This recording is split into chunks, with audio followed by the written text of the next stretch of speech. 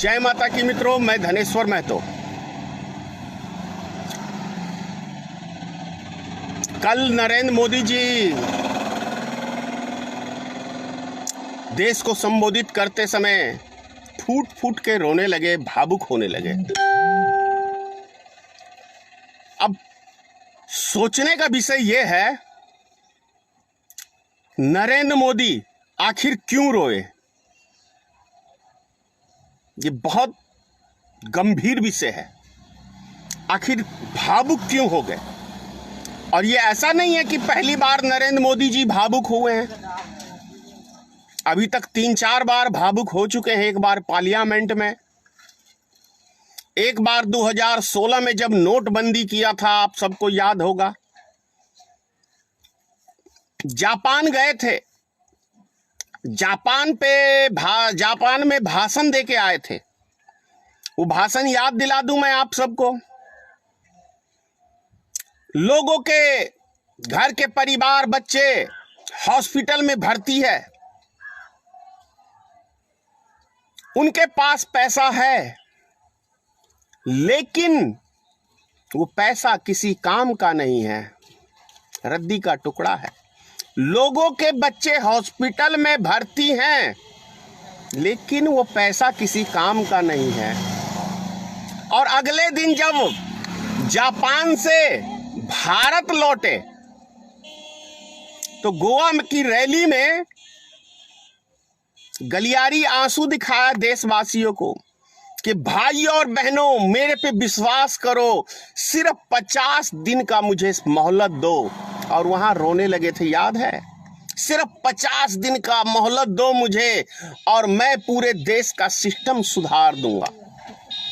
यदि मैं ऐसा नहीं कर सका तो आप मुझे जिस चौराहे पे खड़ा होकर जूते मारेंगे, मैं वहां मार खाने के लिए तैयार रहूंगा। याद है आपको? तब रोए थे। उसके बाद एक बार इधर हाल फिलहाल में पार्लियामेंट में फिर रोए थे, और अब कल रोए हैं। जानते हो क्यों रोए हैं? ये रोए हैं कि मेरा वोट बैंक, जनता में आक्रोश पैदा हो रहा है। इमोशनल ब्लैकमेलिंग समझते हैं ना आप? इमोशनल ब्लैकमेलिंग जनता को करना चाह रहे हैं फिर से। अरे ये तो जब हजारों की संख्या, हजार क्या कहें, जब लाखों लाख आदमी देश में मर गए दवाई के बिना, इलाज के बिना, तब तो ये भावुक नहीं हुए। अब भावुक होने का मुख्य कारण यही है। ये तो उस टाइम में भावुक नहीं हुआ। नरेंद्र मोदी उस टाइम में नहीं सोचा जिस टाइम में ये 15-16 साल की उम्र में घर छोड़ के भागा कि मेरी मां, जिसने मुझे 9 महीने कोख में रखा, मैं घर से भाग रहा हूं, मेरी मां के ऊपर क्या बीतेगी। आप खुद सोचिए कि जिसका जवान बच्चा, किसी भी दुनिया में किसी भी माता का जवान बच्चा 16-17 साल का यदि घर छोड़ के भाग जाएगा, तो इस संसार की सबसे बड़ी पीड़ा यदि किसी को होगी तो वो मां को होता है, मां को होती है।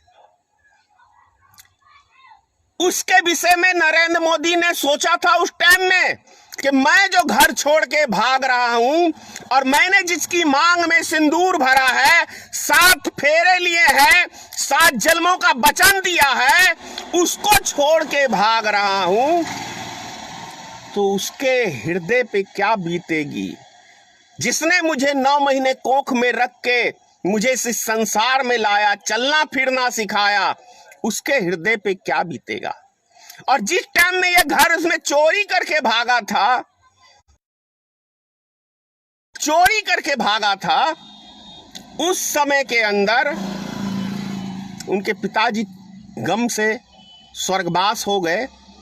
उसके विषय तब इसके मोदी की आंख में आंसू नहीं आया था। लेकिन वोट बैंक मेरा खिसक रहा है तो आज आंसू आने लग गए। 2014 में नहीं, 2002 में पहले बात कर लेते हैं। 2002 में जब इसी की साजिश ने गुजरात में दंगे कराए थे, सोची समझी राजनीति के तहत तब इसको तनिक भी अफसोस नहीं आया था। तब ये शाम को जश्न मनाता था जब लोगों की लाशें हो इधर, चाहे हिंदू मरे चाहे मुसलमान मरे, उस टाइम ये जश्न मनाते थे शाम में।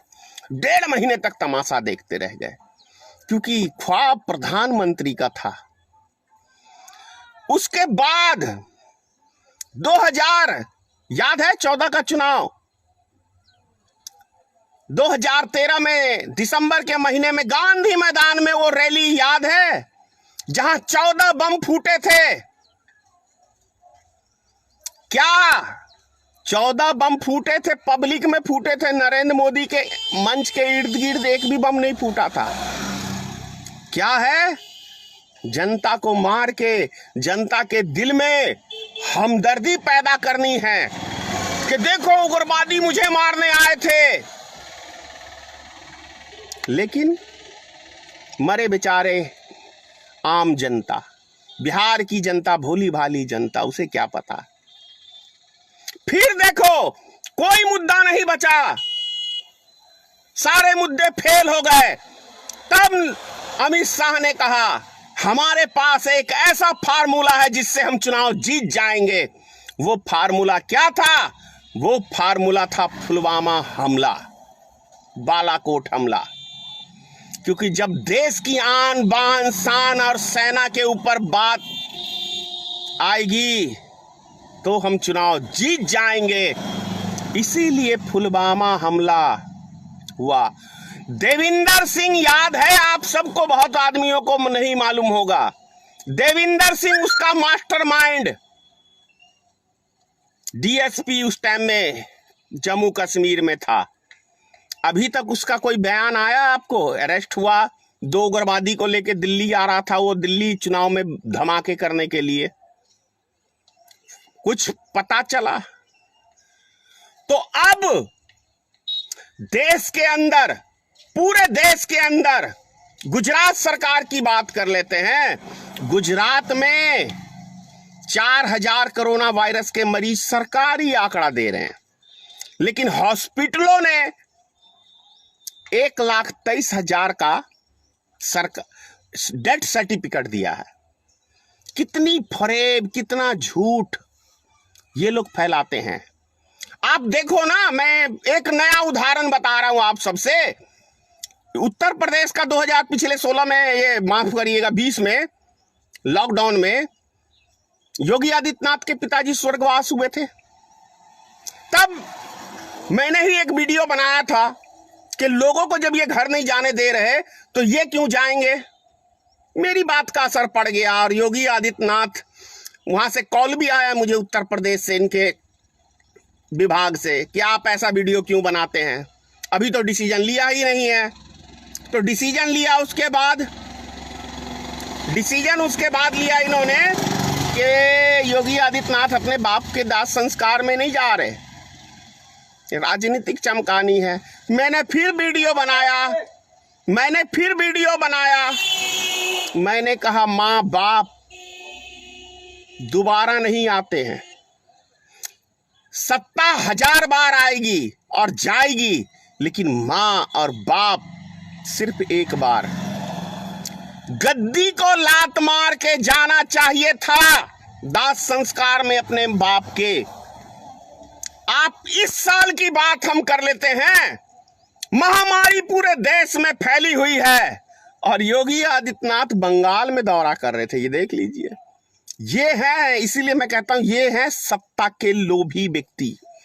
ये सत्ता के लिए ना अपने माँ के, न बाप के, न संसार के, न इस देश के नागरिक के, ये किसी के नहीं है, सिर्फ सत्ता से प्रेम करते हैं।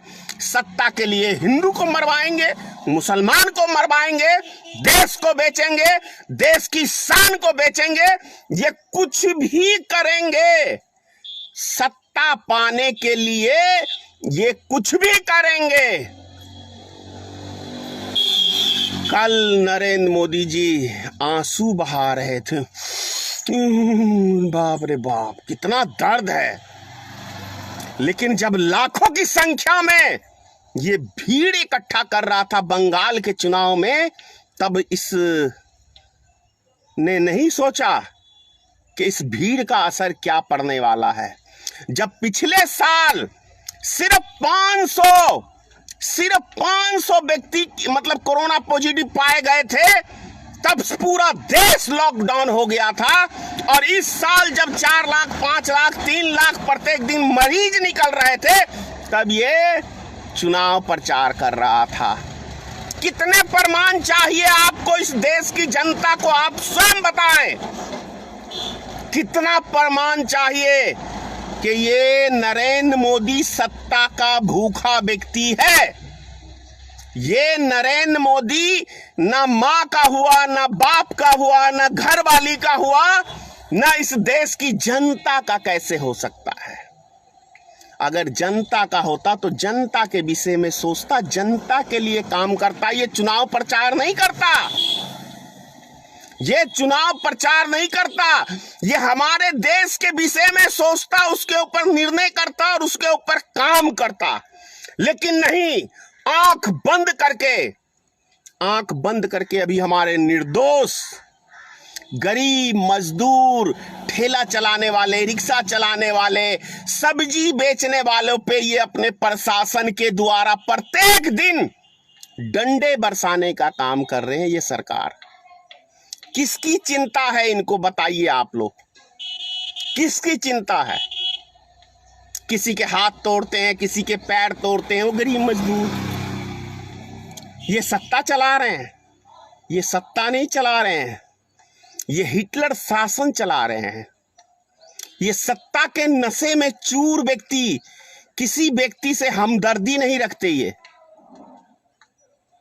सोचिए, अरबों खरबों लाखों करोड़ रुपया पीएम केयर फंड में आया, पता ही नहीं कहां चला गया।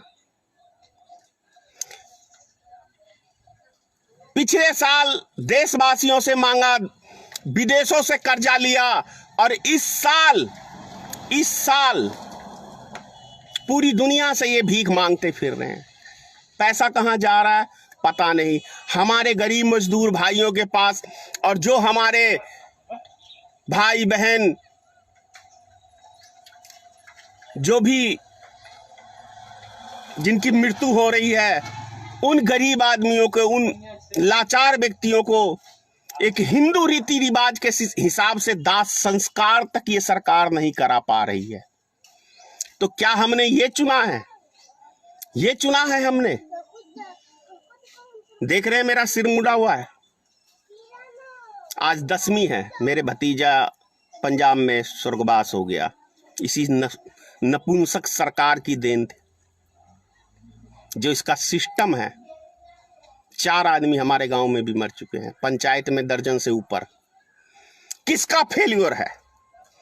इसको क्या फर्क पड़ता है? इसको कुछ नहीं फर्क पड़ता। अगर ये देशवासियों की चिंता करता तो 20,000 करोड़ का पार्लियामेंट का निर्माण नहीं कराता, वो देश के विकास में पैसा खर्च करता नरेंद्र मोदी। लेकिन सिंगल शौक पालने के लिए ये पार्लियामेंट का निर्माण करा रहा है। उसमें रहेगा, नया घर में रहेगा, ये पुराना घर नहीं रहेगा। नरेंद्र मोदी एक बारी कपड़ा उतार देता है, दोबारा नहीं पहनता है। उसी तरीके से पुराने मकान में कैसे रहेगा? इनके सांसद पुराने मकान में कैसे रहेगा? सांसदों के लिए नए मकान बनवाने के लिए भारतीय जनता पार्टी के पास नए कार्यालय खोलने के लिए पैसा है, लेकिन इस देश की जनता के दवाई के लिए, टीका के लिए पैसा नहीं है, बेड के लिए पैसा नहीं है, अस्पताल बनाने के लिए पैसा नहीं है, मेडिकल कॉलेज खोलने के लिए पैसा नहीं है, गरीब मजदूरों के इलाज के लिए इनके पास पैसा नहीं है, लेकिन कार्यालय खोलने के लिए पैसा है, हवाई जहाज खरीदने के लिए, पर्सनल उड़ान के लिए इनके पास पैसा है। अरे सुन नरेंद्र मोदी, ये नौटंकी एक फिल्मी एक्टर की तरह जो करता है ना, ये गलियारी आंसू से अब इस देश की जनता नहीं पिघलने वाली, और पिघलेगी तो अगले साल जो है ना, मैं बोलता हूं कि हर घर से तू ऐसा एक मनहूस इस देश की लिए प्रधानमंत्री है, ऐसा मनहूस, ऐसा शराफ है कि जब तक रहेगा देश में तब तक इस देश की जनता अमन, शांति, सुख, चैन किसी को, व्यक्ति को प्राप्त नहीं हो सकता है तुम्हारे रहते हुए नरेंद्र मोदी, क्योंकि तू सबसे पहले अपने घर परिवार के लिए एक मनहूस व्यक्ति है। अपनी मां का सुहाग उजाड़ने वाला नरेंद्र मोदी है तू। अपनी घरवाली को क्या कहते हैं, शादीशुदा होते हुए उसको विधवा की जिंदगी जीने के लिए मजबूर करने वाला है प्रधानमंत्री। ऐसा प्रधानमंत्री तू है। जय हिंद।